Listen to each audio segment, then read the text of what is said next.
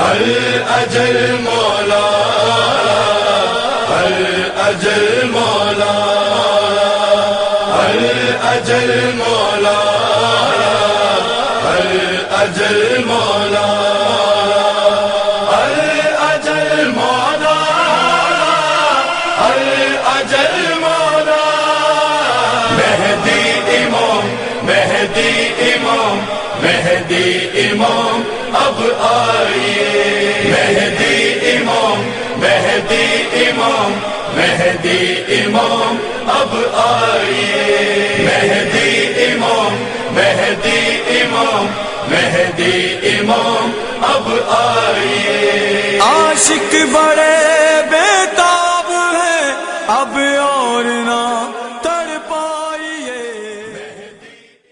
اعوذ باللہ من الشیطان الرجیم، بسم اللہ الرحمن الرحیم۔ والعصر ان الانسان لفی خسر الا الذین آمنوا وعملوا الصالحات وتواصوا بالحق وتواصوا بالصبر۔ سب سے پہلے تمام برادران اور بالخصوص یاسر بھائی اور ان کی پوری ٹیم، حسینی آزادار پیج والے تمام برادران کا بہت ممنون و مشکور ہوں کہ جنہوں نے ان کٹھن ایام کے اندر اپنے پیج کے اوپر یہ بزم ولا سجائی ہے اور اس میں پڑھنے کی دعوت دی۔ آپ کا بہت ممنون و مشکور ہوں کہ آپ نے اپنی اس محفل کے اندر دعوت دی اور ذکر محمد و آل محمد بیان کرنے کا ایک بہترین موقع عطا کیا۔ مومنین اکرام، سب سے پہلے تمام سننے والوں کو، آپ سب کو، کیونکہ آمد رمضان قریب ہے، یہ ماہ شعبان کے آخری ایام ہیں آج، تو انہی ایام کے حوالے سے ہمارے جد بزرگوار حضرت امام علی رضا علیہ الصلوۃ والسلام، امام کے ایک قریبی بہت ساتھی تھے ابا سلط کے نام سے، تو ابا سلط کے آخری ایام میں امام کے پاس جب پہنچے تو امام نے ان سے پوچھا کہ ابا سلط، ان ایام میں تم نے ان ایام سے فائدہ بھی اٹھایا، ان ایام میں کوئی عبادت بھی انجام دی؟ تو کیونکہ وہ کاروباری تھے، ان کو مصروفیت بہت تھی، انہوں نے فرمایا مولا مجھے موقع نہیں مل سکا۔ تو مولا نے فرمایا ابھی بھی تمہارے ہاتھ میں وقت ہے، یہ 2-3 دن باقی ہیں شعبان کے، کثرت سے استغفار کر کے اپنے آپ کو ماہ رمضان کے اندر داخل کرو تاکہ خدا تمہارے تمام گناہوں کو معاف کر سکے۔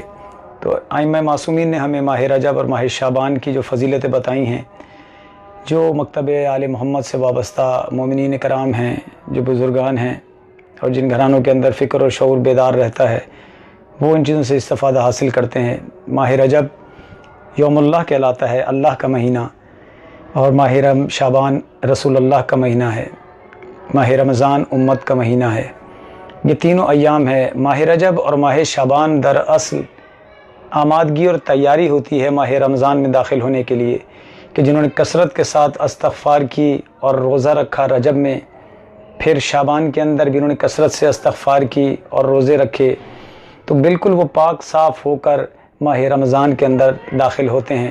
اور پھر ماہ رمضان جو کہ ایک عظیم مہینہ ہے، کہ جس کے اندر شب قدر جیسی عظیم راتیں ہیں، کہ جس کے بارے میں خدا فرماتا ہے وما ادراک ما لیلۃ القدر، کہ 1000 مہینوں سے بہتر راتیں ہیں، یعنی کہ ہماری زندگی 30 سال 40 سال 50 سال 60 سال کی ہوتی ہے، لیکن آپ اندازہ کیجئے، بعض علماء فرماتے ہیں کہ اگر ماہ رمضان ایک بہترین آپ کا گزرا تو وہ خالی یہ نہیں کہ وہ 1 سال کے لیے بہتر ہوا آپ کا، اگر آپ نے بہترین طریقے سے باعمل اور باکردار بن کر ماہ رمضان کے اندر عبادت الہی انجام دی تو وہ ایک رمضان آپ کی پوری زندگی کے لیے بہت کارگر اور بہت بہترین ثابت ہوتا ہے۔ یعنی کہ 1000 مہینوں سے بہتر راتوں کی ایک رات شب قدر کی رات ہوتی ہے۔ اگر اس پوری رات ہم توجہ کے ساتھ خدا کی بارگاہ میں حاضر ہوں، ہم آنے والے وقت کے امام کے انتظار میں ہیں۔ مومنین کرام، ہماری بڑی ذمہ داریاں ہیں۔ آپ خاص طور پہ میرے جوانان سن رہے ہیں، میں آپ سے یہ ضرور چاہوں گا کہ آنے والے دن آپ لوگوں کے لیے ہیں۔ دیکھ رہے ہیں آپ دنیا میں حالات جس قسم کے چل رہے ہیں، دیکھ رہے ہیں عزاداری کے لیے جس طرح سے حالات برپا کیے جا رہے ہیں، آنے والے دن اور سخت ہیں۔ اگر آپ ان رسموں سے نہیں نکلے اور میدان عمل کے اندر باکردار اور باگفتار نہیں بنے تو یقین جانیے دشمن آپ پر غالب آ جائے گا۔ آپ کو بیدار رہنا ہے، تیار رہنا ہے، آمادہ رہنا ہے، ایمان کی طاقت کے ساتھ آپ نے میدانوں کے اندر رہنا ہے۔ اور ایمان اس وقت آتا ہے جب انسان 5 وقت خدا کے سامنے اپنا سر سجدے میں جھکاتا ہے۔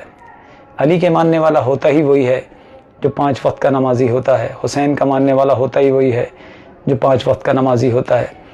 دن میں 5 مرتبہ خدا ہمیں اپنے گھر میں بلاتا ہے، حی علی الفلاح، آؤ کامیابی کی طرف۔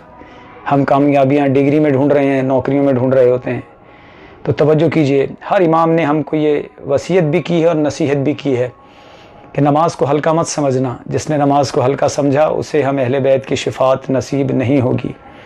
ہم نے اہل بیت اطہار کے ساتھ قدم بقدم چلنا ہے، نہ ان سے ایک قدم آگے چلنا ہے، نہ ان سے ایک قدم پیچھے ہٹنا ہے۔ جہاں وہ ہمیں کہیں رک جاؤ ہم نے وہاں رک جانا ہے، جہاں وہ کہیں ہمارے ساتھ چلو ہم نے وہاں چلنا ہے۔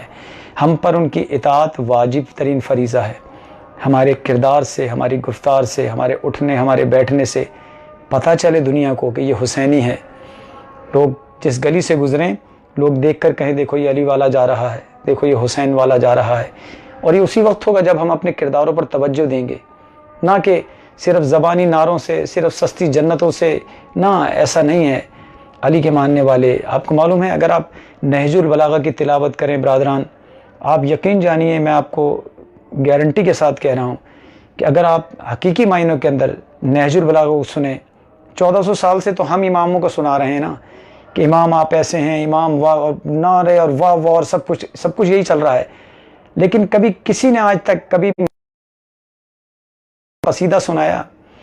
کبھی کسی نے مولا علی کی زبان کی کوئی منقبت سنائی کہ مولا علی علیہ السلام اپنے خطبوں میں اپنے بارے میں بیان کر رہے ہیں کہ میں علی کیا ہوں؟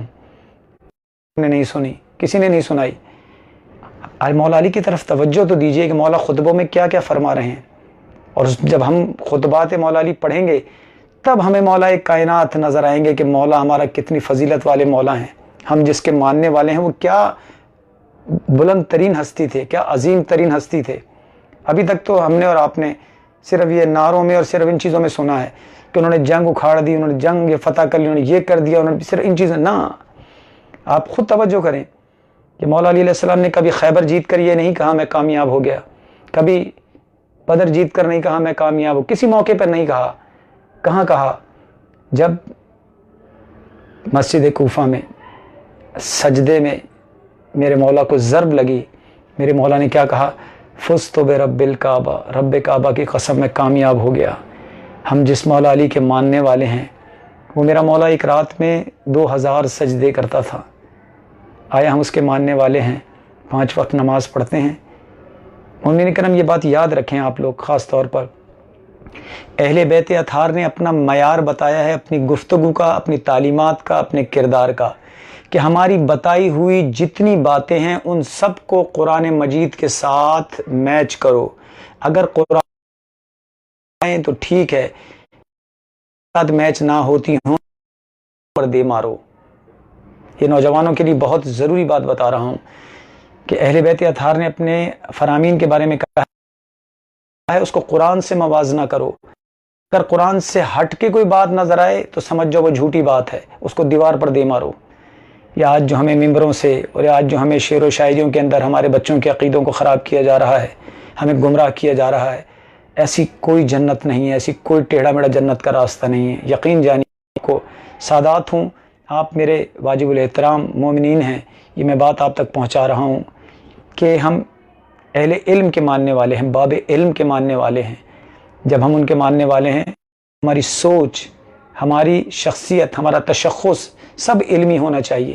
ہمیں اتنی معرفت ہونی چاہیے کہ اگر کوئی ہمارے سامنے معصومین کے بارے میں کوئی بات کر رہا ہو تو ہم یہ پوچھ سکیں اس سے کہ یہ بات آپ کہاں سے پڑھ رہے ہیں، اس کا کوئی حوالہ تو دیں تاکہ ہم بھی اس کی تصدیق کریں۔ یہ نہیں کہ ممبر پہ آ کے جو کوئی بات آپ کو کہہ دے آپ بس وہ بات تسلیم کر لیں، یہ گمراہی ہے۔ قرآن ایسوں کو مومن نہیں کہتا۔ قرآن کہہ رہا ہے جو بات سنو اس کی تصدیق کرو، اور اہل بیت اطہار کی باتوں کی تصدیق یہی ہے کہ اہل بیت نے وہی کچھ کیا جو کچھ قرآن میں لکھا ہے۔ قرآن صامت قرآن ہے، اہل بیت اطہار ناطق قرآن ہے۔ یہ ایک سمپل سی چیز ہمارے درمیان ہے، لیکن دین فروشوں نے، ممبر فروشوں نے قرآن کے ترجموں میں تبدیلیاں کر کر کے لوگوں کو گمراہ کیا، غلط باتیں کر کر کے مسجد و قرآن سے دور کر دیا۔ یہ ایک بڑا ظلم ہوا۔ آج بھی اگر ہم خاموش رہیں گے، ہم اس مولا علی کے ماننے والے ہیں جو کہتے ہیں حق کے راستے میں سب سے بڑی سختی یہ ہے کہ انسان اکیلا رہ جاتا ہے، لیکن مولا فرماتے ہیں اکیلے رہ کر بھی حق کی بات کرو، چاہے اس پہ تمہاری جان کیوں نہ چلی جائے۔ یہ کسی ذاکر کے ورڈ نہیں ہیں، کسی مولوی کے ورڈ نہیں ہیں، کسی عالم کے ورڈ نہیں ہیں، یہ خود امیر المومنین حضرت علی بن ابی طالب علیہ السلام کا فرمان ہے۔ مولا فرماتے ہیں جوانوں، اگر تمہیں اللہ نے علم دیا اور بولنے کی طاقت دی ہے تو امر بالمعروف و نہی عن المنکر کرو۔ میں علی امام ہو کر وعدہ کرتا ہوں، نہ تمہارے رزق میں کمی آئے گی، نہ تمہیں موت جلد آئے گی۔ تو جوانان ملت، ہمارے اور آپ کے فریضے بہت ضروری ہیں۔ ہم جس امام کے انتظار میں ہیں وہ غیبت صغریٰ سے غیبت کبریٰ میں آنسو بہا رہا ہے۔ روایتوں میں موجود ہے نا، امام ہمارے درمیان میں روزانہ موجود رہتے ہیں، بازاروں میں چلتے نظر آتے ہیں، جلوسوں میں نظر آتے ہیں، محفلوں میں نظر آتے ہیں، سب جگہ۔ لیکن ہماری آنکھیں، چونکہ ہماری آنکھیں اتنی بے بصیرت ہیں، اتنی گناہ آلود آنکھیں ہیں، ہماری سوچیں اتنی ناپاک ہیں، ہمارے کردار اتنے بدترین ہیں کہ ہم اپنے وقت کے امام کی زیارت نہیں کر سکتے۔ تو ہم کیا ان کو درست بھی نہ کریں، کوشش بھی نہ کریں؟ معصوم فرماتے ہیں بے شک تم ہمارے جیسے کام نہیں کر سکتے، لیکن کم از کم وہ کام کرنے کی کوشش تو کرو۔ آپ اور ہم صرف کوشش کر سکتے ہیں۔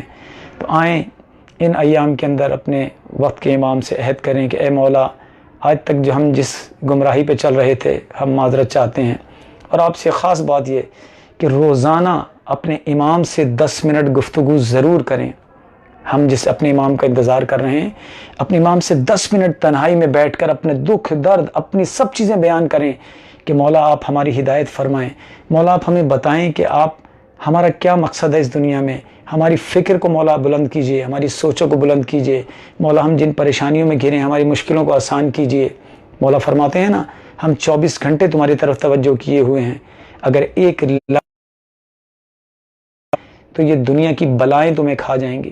ہم کتنے خوش نصیب لوگ ہیں، لیکن بدقسمتی ہماری یہ ہے کہ ہم صرف رسوماتی چیزیں، رسم و رواج، دکھاوے، بناوٹ، بدعقیدگی، شرک، گناہ، ان سب چیزوں میں ڈوبے ہیں۔ خدا را سید ہونے کے ناطے، سادات ہونے کے ناطے آپ تک میں ابھی پیغام پہنچا رہا ہوں ان برادران حسینی عزاداران کے پیج کے توسط سے کہ خدا را اپنے کرداروں کی اصلاح کیجئے، آپس میں لڑائی جھگڑے مت کیجئے۔ ہمارا کوئی جو، ہم سب مومنین ہیں، ہم سب علی کے ماننے والے ہیں، سب حسین کے ماننے والے ہیں۔ کوئی یہ جس قسم کے خرافات، یہ دشمنوں کی سازشیں ہیں جو آپ کے درمیان ڈالی جا رہی ہیں۔ ایک عالم آپ سے اور ہم سے 70 گنا زیادہ فضیلت رکھتا ہے۔ مولا علی فرماتے ہیں عالم کی عزت کرنا، عالم سے نفرت صرف جاہل لوگ کر سکتے ہیں، اور عالم سے نفرت صرف بغض رکھنے والے لوگ کر سکتے ہیں۔ ہم نے اپنے علم اور معرفت کو بڑھانا ہے۔ ان ایام میں عہد کریں، اپنے معصومین سے عہد کریں کہ مولا ہماری خطاؤں کو، گناہوں کو معاف فرمائیں۔ استغفار کے مہینوں میں کہ ماہ شعبان میں جن میں بہت سارے گناہ گاروں کو بخشا گیا، خدا ہمیں بھی معاف فرما۔ اور ماہ رمضان میں خدا پروردگار عالم تو نے جن لوگوں پر جہنم کی آگ حرام کی ہے، خدا را ہم تمام مومنین و مومنات کو ان میں شمار فرما، اور ہم کو سچے ناصران امام مہدی علیہ السلام بننے کی توفیق عطا فرما۔